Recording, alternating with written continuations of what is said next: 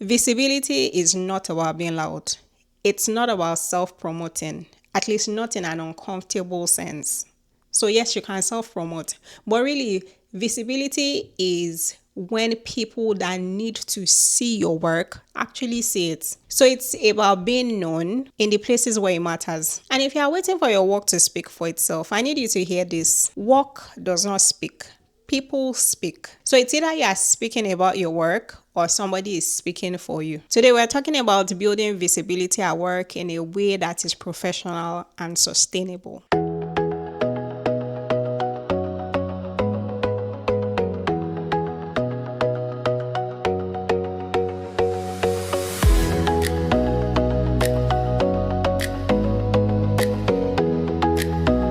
Welcome back, my people. And if you're new here, my name is Koinsola. Every week I share videos on practical things that you can do to grow your career. Now, let's start by reframing what visibility means, because when many people hear visibility, the kind of thing that they imagine is somebody who sits in meetings and talks too much, somebody who is sending emails and copying everybody, somebody who is just everywhere and doing too much, making noise. And the truth is that kind of visibility can backfire. That's not exactly what we're talking about here. Real visibility should be the natural outcome of three things when they are done consistently. One is doing excellent work. Number two is discussing that work in meetings that matter. And number three is connecting that work to outcomes that actually matter to your organization. None of those things are self-promotional. They're actually professional. And you know what? It's possible that you only do one. Maybe you do such great work, you do excellent work, but you are depending on somebody else to tell your story or to narrate your wins. You could get lucky that somebody actually narrates your wins and narrates it well. That could happen. But many times, because there are so many people competing with very few opportunities, that's unlikely to be the case.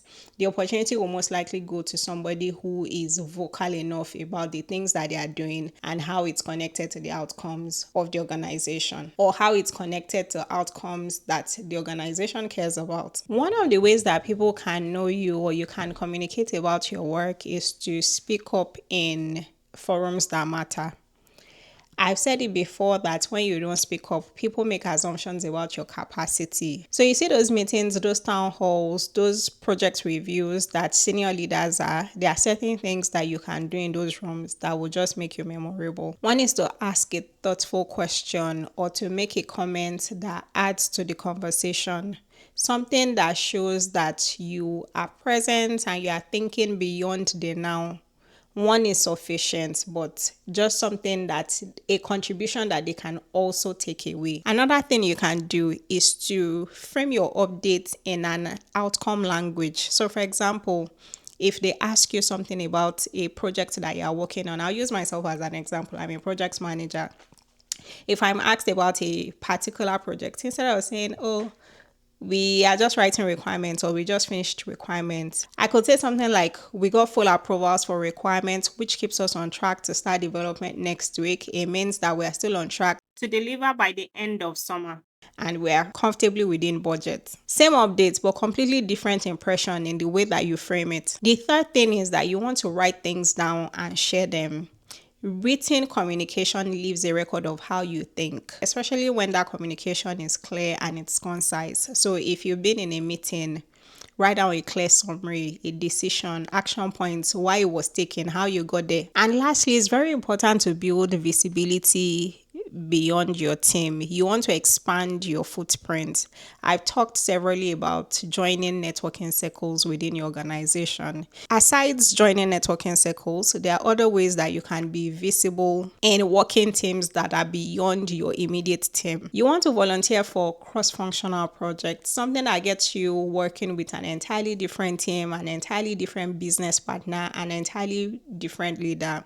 Another thing you can do is to share your knowledge. Organize lunch and learns. If you've solved a problem, built a framework, or learned something useful, share it with a broader group. When you share knowledge, you become known as somebody that adds value beyond their lane. At work, I belong to different networking circles. In my women's circle, I've mentioned severally that I create content for YouTube, but I've never actually shared my YouTube link with anybody.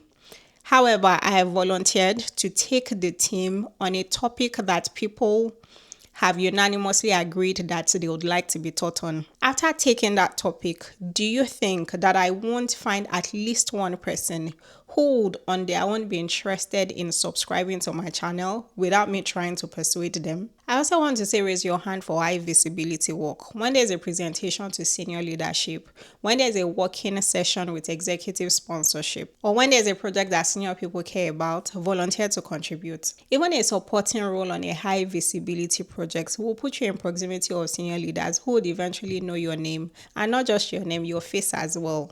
It gives you face time with them. Being visible only within your immediate team is sufficient for keeping your job. It's just not sufficient for growing your career. And with this, I think we've come to the end of today's video. If you found this helpful, please share with at least one person who would also find this helpful. If you have not already subscribed to my channel, do well to subscribe. Remember to put on the notification bell as well so that you're the first one to be aware the next time I drop a new video. Until next time, it's your girl Coinsola. Ciao.